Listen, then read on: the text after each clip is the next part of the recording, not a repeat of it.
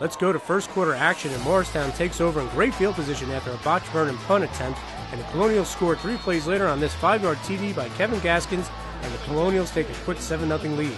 Now watch Kevin Gaskins on Morristown's next possession shake off the tacklers for this 12-yard gain and a first down to near midfield. Gaskins had over 100 yards on the evening. And Gaskins caps the drive here with his 29-yard run as he bounces it to the outside, and Morristown races to a 14-0 lead with 3:52 left in the first quarter. Okay, Vernon looks to get on track offensively, and junior quarterback Matt Soltis hits Matt Sheeran here for an 8-yard gain to the Vernon 34. Then watch Soltis roll out and hit Jackie Jernick with this little pass for 11 yards and a first down to convert on 3rd and 10 to the Viking 49.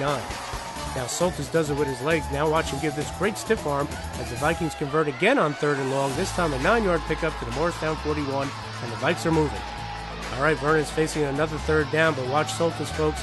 He does it again on the ground as he spins his way for a huge 27-yard gain and a first down to the Morristown 11 as the Vikings can spell the end zone. And Vernon finally scores its first touchdown of the season as Soltis finds John Conklin in the back of the end zone for a 9-yard scoring strike, and the Vikes are back in this game trailing 14-6 after an impressive 14-play, 74-yard drive. Now watch the extra point attempt. The Vikes can't get the kickoff, but somehow Nick Pasquarella gobbles up the ball, flings it into the end zone to Tyler Deutsch for a wild 2-point conversion, and now it's a 14-8 ball game. What a crazy play. But Morristown has an answer on its next drive, and watch Kevin Gaskins punch it in from 4 yards out to give the Colonials a 21-8 lead with just under 4 minutes left in the first half. All right, Morristown looks to add to its lead here, but Vernon's defense comes up big as John Conklin picks off the pass here at the Vernon 29, but the Vikings will be forced to punt. And watch Vernon's defense rise to the occasion again here as Matt Weiger lays the wood on P.J. Jennings to break up the pass attempt, and we go into the half with Morristown leading 21-8. Okay, third quarter we go, and coaches always say play to the whistle, and this is why.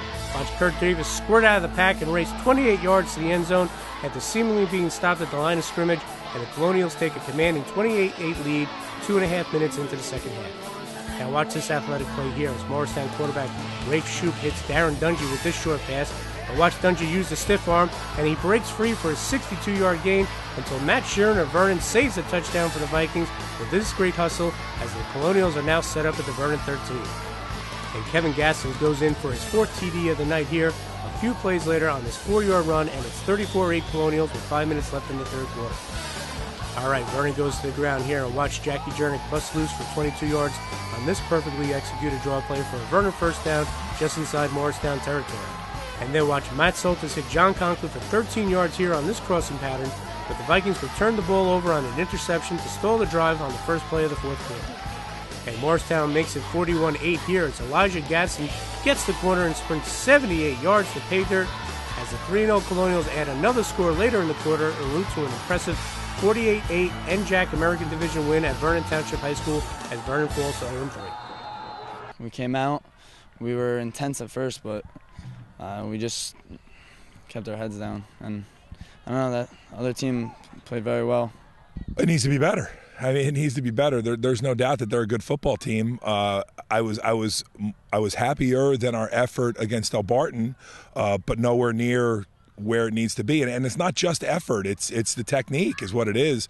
Right now we're not tackling anybody, and we're not tackling, we're pass protecting a little bit better, but we're not run blocking, we're not winning the line of scrimmage. So, you know, if you're not going to tackle and you're not going to be able to win the line of scrimmage on offense, you've got a long season ahead of you.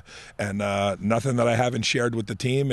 There's no cutting edge football here. I know there's plenty of folks out there that might want to look for something crazy that could be being done. But the bottom line is, if you're not blocking and you're not tackling, you're not going to win football games in any league at any level. Vernon's had trouble scoring all year, being shut out in its first 2 games, but they put together a terrific 14-play, 74-yard drive in the second quarter tonight. Great drive, and that's something we hadn't seen since our game scrimmage against Nutley. We had actually about an 18-play drive in our game scrimmage that we were real happy with, and then the last 2 weeks we haven't seen any of that. So that was refreshing to see us complete a few passes. A couple were passes that Matty made good decisions and ran the football on. So those things were good. During that drive, Vernon quarterback Matt Soltis had a big 27-yard run. Drive, everyone was just doing their jobs and stuff, and I just took it and had to make a play. And the Vikes capped the drive with a beautiful pass in the back of the end zone from 9 yards out from Soltis to John Conklin. The outside linebacker went with the 1, so he threw the backside 4, and he was wide open. Capping it with the slant, he made a good decision there. You know, he's got an option between the out and the slant, obviously, and they ran with the out, so he hit the slant wide open in the back of the end zone. Although Vernon got dominated tonight, they can build off that drive and some of the things they saw offensively, according to Coach Chuck Tepper. That's something to build on, and that's what the team has to look at. We as coaches will look at. There's our spot to build on. We know we can do that, and we'll build on that. We'll just go back to film, see what we did right, and hopefully do that during practice and the next game.